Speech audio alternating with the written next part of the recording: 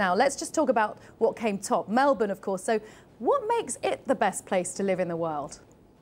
Neighbours, everybody needs good neighbours. Well, if you didn't recognise that music, of course, it's the home of Ramsay Street, the setting of TV series Neighbours. That scored very highly across a number of factors. Now, Melbourne has good education, good health infrastructure and culture.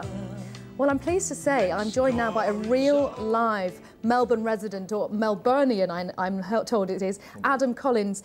Adam, now you are temporarily in London, but your home, your true home is Melbourne. Why is it such a great place to live? I am certainly from Melbourne. Thanks for having us on the program. Yeah, no, it's consistently done well in these surveys over the years, and I don't think it's any surprise that Melburnians waking up this morning would have seen that we're top of the pops again. Look, we work hard in Melbourne and we play hard in Melbourne. So it's really it's not by chance that we're at the top of this poll. Melburnians have had the benefit of good governance over a long period of time, which has enabled a whole range of cultural and sporting icons to come from it, and we're very proud of what we have. You might be very proud also that you have beaten Adelaide, Sydney and Perth. They are in the top 10, but they are several places below Melbourne. What does Melbourne have that your other Australian cities haven't? Well, Melbourne's a special place. It's known as the sporting capital of the world for good reason. We have the benefit of seeing enormous sporting events come through our city on a regular basis. Anyone that's been inside the Melbourne Cricket Ground on AFL Grand Final Day will tell you it's a very special place. Also, we have a history of being an enormous sporting city. We held the first Olympics that were held in the Southern Hemisphere in 1956, held at the peak of the Cold War, and yet managed to earn the legacy of the friendly games.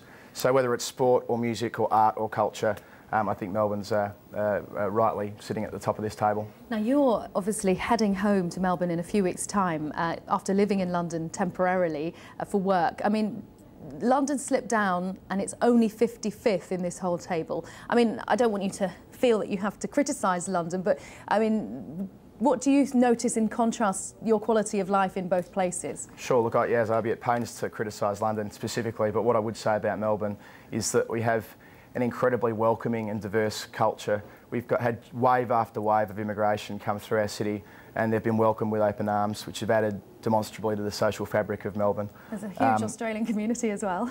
Well, in London there certainly is, no question about that, but speaking directly to Melbourne and the way in which we've dealt with social inclusion and social mobility, people who come to Melbourne from foreign cities or from foreign lands, often from war-torn lands, have got every chance to have a great start in life in Melbourne, and I think that's certainly a selling point and something that puts us above the rest. Adam, thank you very much for giving us that very good reason of why to visit Melbourne. Thank you for telling us all about your home city and why you think it is top of the table.